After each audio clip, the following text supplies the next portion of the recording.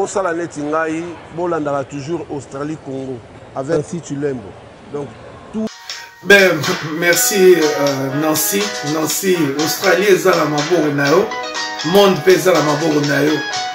Non, non, mais bon, on a les Cambois, il y a Kofi Olomide, na procès naé. Bon, tout ce que moi je peux dire que Kofi Azamoto Mingi, grand compositeur. Génération en génération, Kofi était au top de la musique Nabiso. Il a créé même le rythme tchatcho au Tobeta, la musique à Congo, le Coma, 90% tchatcho quoi. Et puis on se souvient que Azari n'a Papa Wemba, et il a aidé Papa Wemba na Banze Monaye. Papa Wemba aida Yebana, mais Banze Monaye aida viva la musique à Makasi. Et voilà, donc en 86, ça les quartiers latin à Eti, les lots ça cartonne, à Lança, Batebele, Petit Namso Fali, Petit Namso Cindy, Masna Moussousso, Bima, Samchin, tout le monde. Et voilà, donc Batunio, JF et Fong, et Pé de l'homme Moussala Nzambe, Alosa Moussala Gitoko, Namara Nzambe. Tout ça, nous rendons grâce à Kofi Olomide.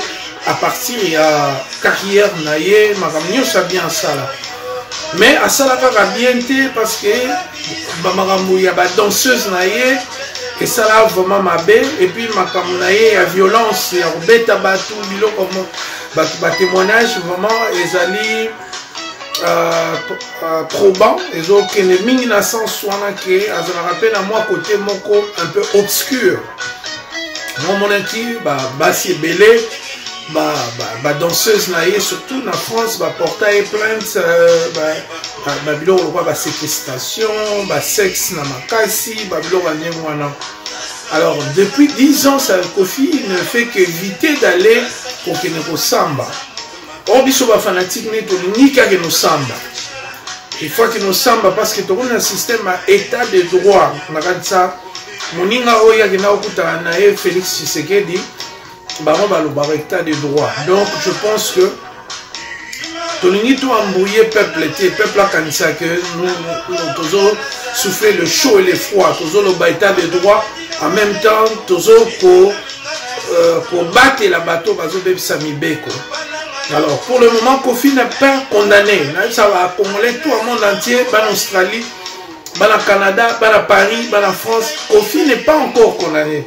Je pense que le jugement mon co et au salma par abstention de balobara dans l'absence le 8 mars mais il n'a les salamité mais tout ce que ton moni grande star aux États-Unis R. Kelly grand compositeur dans l'histoire des États-Unis qui R. Kelly n'a pas composé n'a succès mais n'a pas composé azate mais R. Kelly va accuser pe babiloko ya pour ça va sexe na ba mineur babiloko mo ane wana ko ça va sexe mo bizarre R. Kelly andimi amitiki bakanier ba pesipe liberté provisoire na $1 million.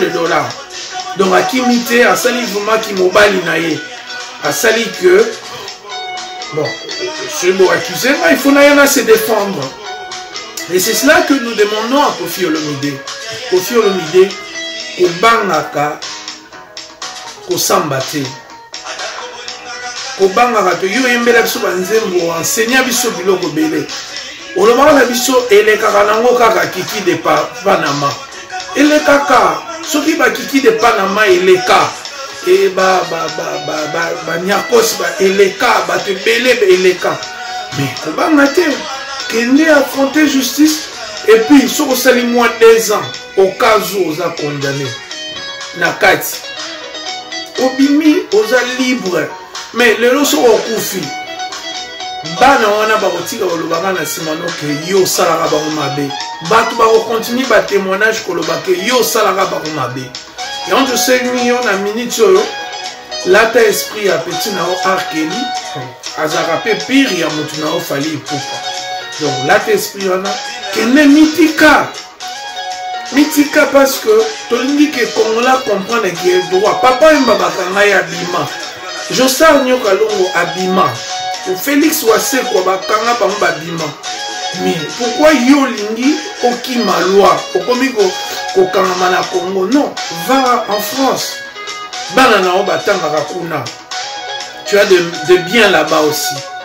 Ozwaka mbongo oyo ba droit d'auteur ya France. Pourtant yo zolinga oyate. Obite que so ba condamné ba ko suspendre obtention ya ba mbongo wana. Donc sengi kaka Koffi Olomide kulutu lata esprit ya Arkeli kende ko samba. Biso dolingaka yo. Dolingaka musique na yo. Mais makamba droit eza makamba olinga te. Makamba droit ezali kotala bala baswana yo kende bo confronter ba évidence ba fait na bino ba pièce à conviction ba témoin na bino ba témoigner. Alors sozano innocent ba otika yo. Voilà Nancy Elo na yana loba merci pesa mbote na bana tout Australie. Et puis sans oublier ba tunangai ya Kati Mose Kabumba Mireille Kabongo la femme forte Zozo de Kiki Lufungula et puis Eric Eyale Tobo Sanité la guerre des 100 ans Batunyoso au soutenir Abisso Moussa Nabisso Vienanga John ici na Canada. Voilà. Apo Bongai. Pour ça la net ngai bolandaka toujours Australie Congo avec si tu l'aimes. Donc tout le temps pour ça la net ngai on toujours branché parce que les albums mission ya kitoko makasi.